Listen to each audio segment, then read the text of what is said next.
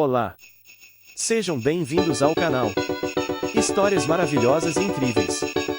Situações que acontecem por um motivo que jamais podemos tirar conclusões ou entender por que acontecem. Nesta história vamos conhecer Agnes, uma mulher que, traída pelo marido, ficou com o filho que ele teve com a amante por um tempo, mas decidiu entregar para adoção, e anos mais tarde, a vida daria uma surpresa ao colocar aquele menino no seu caminho mais uma vez. Esposa abandona filho do seu marido traidor em um orfanato e anos depois, a vida colocaria esse menino no seu caminho novamente. Agnes é uma mulher que foi casada por 12 anos com Sandro.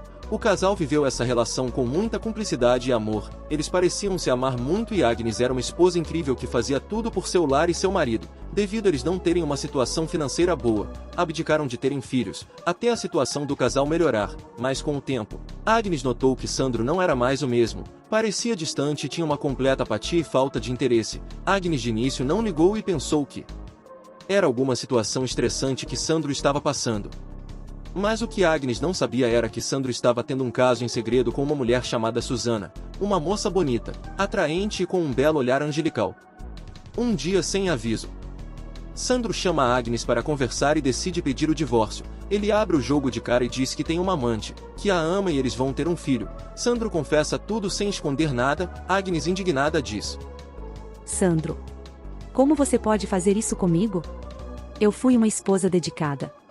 Lavei, cozinhei, arrumei suas roupas. E como me agradece? Se envolvendo com a primeira aproveitadora que aparece no seu caminho. Que desilusão que tive contigo. Meu Deus. Mas Sandro retruca a afirmação de Agnes. Sinto muito, Agnes. Não tenho culpa de ter me apaixonado por outra mulher. Mas a vida é assim. Me dê o divórcio e acabe com tudo isso logo. O casal discute muito feio. Agnes assina os papéis do divórcio e expulsa Sandro de sua casa. Agnes aos gritos diz: Não quero mais te ver aqui. Nunca mais apareça na minha casa. Ok. E Sandro segue o seu caminho sem olhar para trás. Agnes sofre muito e procura não chorar por um homem que foi canalha e infiel com ela. Já Sandro e sua amante vivem o seu momento em família, já que ela daria um filho a Sandro. Já Agnes decidiu seguir adiante e procurou reconstruir sua vida. 1 ano e 6 meses depois, Agnes está em sua casa quando alguém bate em sua porta. Agnes abre e, para sua surpresa, era Sandro que estava com um bebê nos braços. Agnes já ia expulsar Sandro quando ele diz: Agnes, por favor, me escuta. Eu quero falar com você. Cometi um grave erro indo com essa mulher. Ela fugiu e me abandonou com o nosso filho.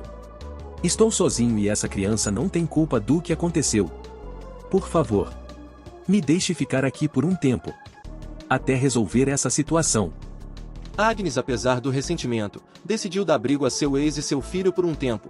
Como ele disse, até resolver o seu problema. Mais um mês depois, quando Agnes chega em casa, encontra apenas o bebê chorando e não vê Sandro na casa. Ela o procura por toda a casa e não o encontra, mas vê sobre a mesa uma carta. Agnes abre a carta e nela estava escrito: Agnes, eu sinto muito, mas não posso cuidar do Bernardo. Isso não é para mim. Cuide dele para mim, até que eu possa voltar um dia, quando tiver melhores condições. Pois não estou lícito para ser pai. Essa criança não tem culpa de nada. Cuide dele para mim. Assinado Sandro. Agnes fica triste e indignada com a atitude covarde de Sandro.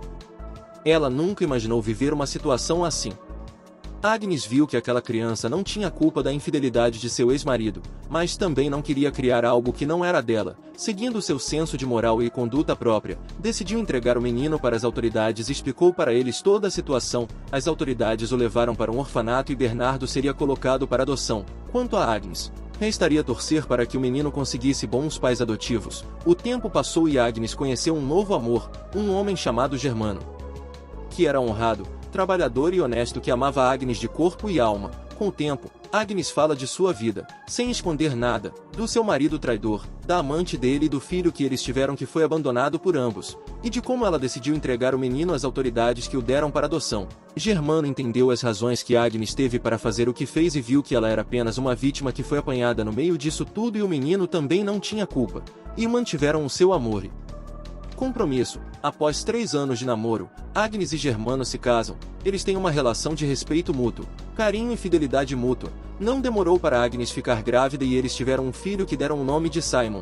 E 2 anos depois a pequena Ariane veio para alegrar os seus corações. O casal vivia feliz e seus filhos alegraram ainda mais esse casal. E o tempo foi passando, quando no aniversário de 18 anos de Ariane, ela decidiu apresentar o seu namorado com quem iria casar e ter uma família. O rapaz era de família rica e herdeiro de uma grande fortuna, mas ele era muito humilde e estava apaixonado verdadeiramente por Ariane. Ele diz que é órfão de pai e mãe, pois seus pais morreram recentemente, pois eles eram idosos, mas ele descobriu ser adotado, mas os amou muito, pois eles o criaram com muito amor, carinho e educação. Mas ele estava procurando por sua mãe biológica que ele escutou das freiras do orfanato que se chamava Agnes. Ariane diz: Agnes. Bom, a minha mãe se chama assim. Mas não acredito que seja ela. E o jovem, ao ser apresentado à sua futura sogra, ele acabou lembrando das características e disse: Então a senhora é Agnes. Agora lembrei das características que as freiras me deram. A senhora é minha mãe. A Ariane é minha irmã? Ariane, chorando, diz: Mãe, por que você não me disse que eu tinha um irmão? Agnes fica espantada ao ver aquele menino que ela deu para adoção e diz: Ariane, não chore, por favor. Eu vou explicar tudo. Esse rapaz não é seu irmão e muito menos o meu filho. Mas foi eu que dei ele para adoção. Eu vou explicar tudo para vocês. E Agnes explicou toda a história. Bernardo não era seu filho e muito menos irmão da Ariane. Agnes revela que Bernardo é fruto de uma traição de seu ex-marido Sandro com uma amante. Ela contou toda a história sem ocultar nenhum detalhe. Bernardo escutou tudo o que Agnes falou. Todos entenderam os motivos que Agnes teve para deixar Bernardo em um orfanato. Ariane também compreendeu os motivos que sua mãe teve para fazer o que fez e a perdoou e a abraçou.